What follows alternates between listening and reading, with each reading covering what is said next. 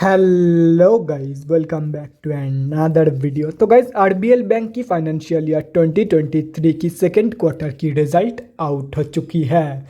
तो गाइस, इस वीडियो में हम लोग यही देखेंगे कि कंपनी ने सितंबर 2022 की क्वार्टर में कैसी परफॉर्म की है, क्या क्या पॉइंट्स इंप्रूव हुई है एंड कहाँ कहाँ पे कंपनी ने डिटोरिएट की है, और कंपनी की फंडामेंटल्स भी चेक करेंगे और समझेंगे कि क्या ये कंपनी पैसे लगाने लायक है या नहीं।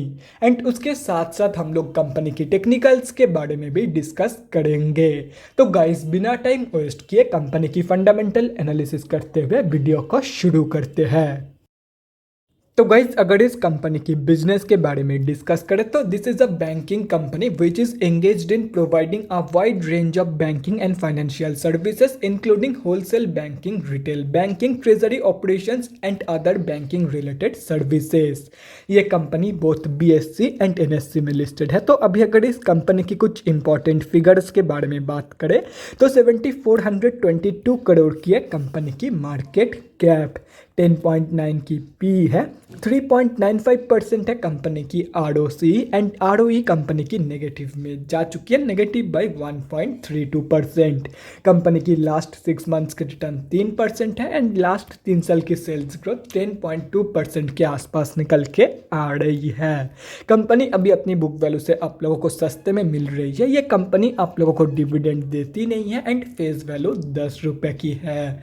तो अभी अगर इस कंपनी की सितंबर क्वार्टरली की रिजल्ट के बारे में डिस्कस करें तो सितंबर 2022 की क्वार्टर की अनऑडिटेड स्टैंडअलोन फाइनेंशियल रिजल्ट आप लोगों के सामने है एंड यहाँ पे जितने भी सारे फिगर्स दिया हुआ है वो सब लैक्स में है। तो गाइज, सबसे पहले हम लोग कंपनी की इनकम चेक करते हैं। तो सितंबर 2022 की क्वार्टर में कंपनी ने अप्रॉक्सीमेटली 2759 करोड़ की इनकम जनरेट किया है। और अगर ये जून 2022 की क्वार्टर एंड सितंबर 2021 की क्वार्टर से कंपेयर किया जाए तो जून 2022 की क्वार्टर में कंपनी ने अप्रॉक्सीमेटली 2703 करोड़ की इनकम जनरेट किया था एंड सितंबर 2021 की क्वार्टर में अप्रॉक्सीमेटली 2568 करोड़ की इनकम। तो ईयर ऑन ईयर बेसिस पे and quarter on quarter basis पे दोनों में ही कंपनी की जो इनकम ग्रोथ है वो ऑलमोस्ट फ्लैट निकल के आ रही है। तो अभी अगर इस कंपनी की नेट प्रॉफिट मतलब प्रॉफिट आफ्टर टैक्स के बारे में डिस्कस करें तो सितंबर 2022 की क्वार्टर में कंपनी ने अप्रॉक्सीमेटली 201 करोड़ की प्रॉफिट पोस्ट किया है।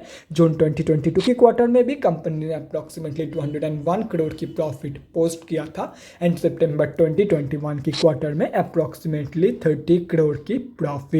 तो ईयर ऑन ईयर बेसिस पे तो कंपनी ने एक बहुत ही ज़बरदस्त प्रॉफिट ग्रोथ यहाँ पे दिखाई है, लेकिन क्वार्टर ऑन क्वार्टर बेसिस पे कंपनी की इनकम ग्रोथ की तरह ही कंपनी की जो प्रॉफिट ग्रोथ है वो भी फ्लैट निकल के आ रही है। और रही बात कंपनी की प्रॉफिट मार्जिन की, तो ईयर ऑन ईयर बेसिस पे कंपनी की जो प्रॉफिट मार्जिन है वो तो बहुत ही ज़बरदस्त इंक्रीज हुई है, लेकिन क्वार्टर ऑन क्वार्टर बेसिस पे कंपनी की जो प्रॉफिट मार्जिन की ग्रोथ है वो भी ऑलमोस्ट फ्लैट निकल के आ रही है। मतलब जून 2022 की क्वार्टर में कंपनी की जो प्रॉफिट मार्जिन थी वही प्रॉफिट मार्जिन अभी तक मेंटेन्ड है सितंबर 2022 की क्वार्टर में, जैसे कि यहाँ पे आप लोग देख सकते हो। तो अभी अगर इस कंपनी की ईपीएस मतलब अर्निंग्स पर शेयर के बारे में डिस्कस करें तो कंपनी की जो ईपीएस की ग्रोथ है वो भी कंपनी की प्रॉफिट ग्रोथ की तरह ही है। यहाँ पे भी आप लोगों को ईयर ऑन ईयर बेसिस पे तो एक ज़बरदस्त ग्रोथ देखने को मिल जाएगी, लेकिन क्वार्टर ऑन क्वार्टर बेसिस पे कंपनी की ये ग्रोथ भी फ्लैट ही निकल के आ रही है इनकम एंड प्रॉफिट ग्रोथ की तरह ही। तो अगर ओवरऑल देखा जाए तो सितंबर 2022 की क्वार्टर में कंपनी ने हर एक जगह पे इंप्रूवमेंट दिखाई है। हो सकता है कहीं पे कम ग्रोथ दिखाई है, हो सकता है कहीं पे ज़्यादा ग्रोथ दिखाई है, लेकिन नेगेटिव ग्रोथ कहीं पर भी कंपनी ने नहीं दिखाई है इन सितंबर 2022 की क्वार्टर। तो ओवरऑल जो रिजल्ट है सितंबर क्वार्टर की वो बहुत ही बढ़िया निकल के आई है। कंपनी ने बहुत ही बढ़िया परफॉर्म किया है इन सितंबर 2022 की क्वार्टर। तो अभी अगर इस कंपनी की बैलेंस शीट की हेल्थ के बारे में डिस्कस करें तो फाइनेंशियल ईयर 2022 में कंपनी में टोटली उल्टा सीन हुआ है। कंपनी की रिजर्व रिड्यूस हुई है एंड डेट इंक्रीज हुई है, जो कि किसी भी कंपनी के लिए बहुत ही बेकार है। मतलब बैलेंस शीट की हेल्थ डिटोरिएट हुई है ऑन FY 2022 एंड अगर ओवरऑल भी देखा जाए तो रिजर्व के कंपेरिजन में कई गुना ज़्यादा डेट मौजूद है कंपनी के पास। तो ओवरऑल जो बैलेंस शीट की हेल्थ है वो बहुत ही ज़्यादा वीक निकल के आ रही है। तो अभी अगर इस कंपनी की कैश फ्लोज के बारे में डिस्कस करें तो कैश कैश फ्लोज की जो कंडीशन है वो इम्प्रूव हुई है इन फाइनेंशियल ईयर 2022। FY 2021 में कंपनी के पास पॉजिटिव 3251 करोड़ की कैश फ्लोज मौजूद थी, जो कि अभी इम्प्रूव होकर पॉजिटिव 6076 करोड़ की हो चुकी है। तो ओवरऑल जो कैश फ्लोज की कंडीशन है वो भी बहुत ही ज़बरदस्त निकल के आ रही है। और रही बात कंपनी की शेयर होल्डिंग पैटर्न की, तो गाइस सितंबर क्वार्टरली की शेयर होल्डिंग पैटर्न आप लोगों के सामने है।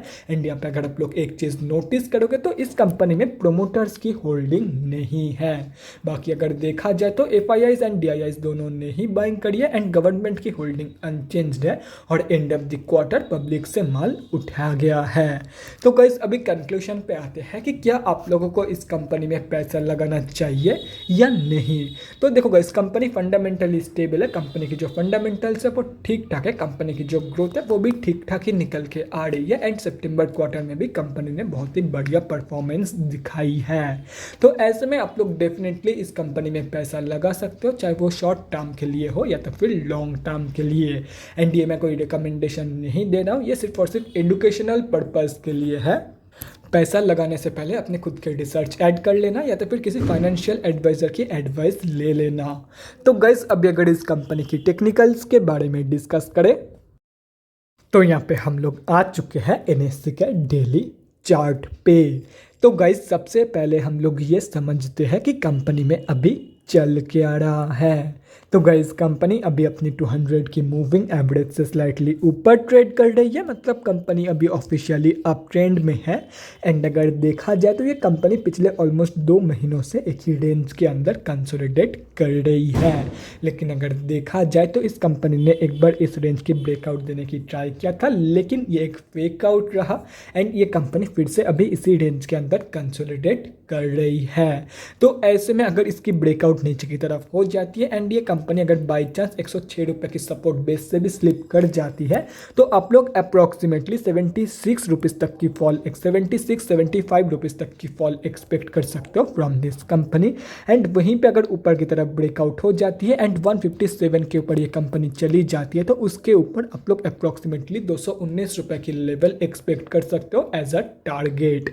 तो अभी अगर इस कंपनी में फ्रेश एंट्रीज के बारे में बात करें तो स्विंग ट्रेडर्स के लिए सभी के सभी लेवल्स आप लोगों के सामने है।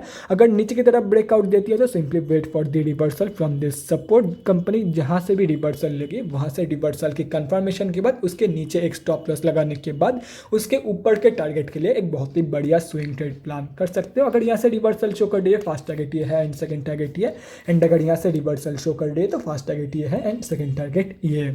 और वहीं पे अगर ऊपर की तरफ ब्रेकआउट हो जाती है तो रिट्रेसमेंट के बाद स्टॉप लॉस लगाने के बाद आप लोग 157 रुपीज़ के टारगेट के लिए एंड अप्रॉक्सीमेटली 219 रुपये के टारगेट के लिए एक बहुत ही बढ़िया स्विंग ट्रेड प्लानिंग कर सकते हो।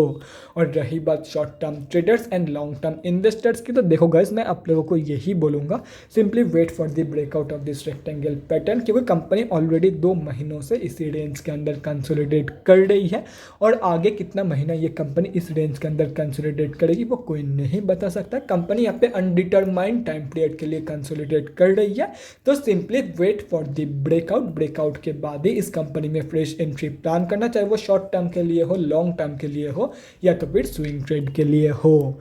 तो guys that's it for this video, अगले वीडियो में मिलते हैं गाइज। Thanks for watching. और गाइज अगर आप लोगों के मन में कोई भी डाउट या क्वेरी रहती है स्टॉक मार्केट या किसी भी स्टॉक से रिलेटेड तो कमेंट सेक्शन में कमेंट करके मुझसे पूछ सकते हो, या तो फिर मेरे इंस्टाग्राम का लिंक आप लोगों को डिस्क्रिप्शन बॉक्स में मिल जाएगा, जाके वहाँ पर भी मुझे DM कर सकते हो फॉर एन 1-on-1 कन्वर्सेशन।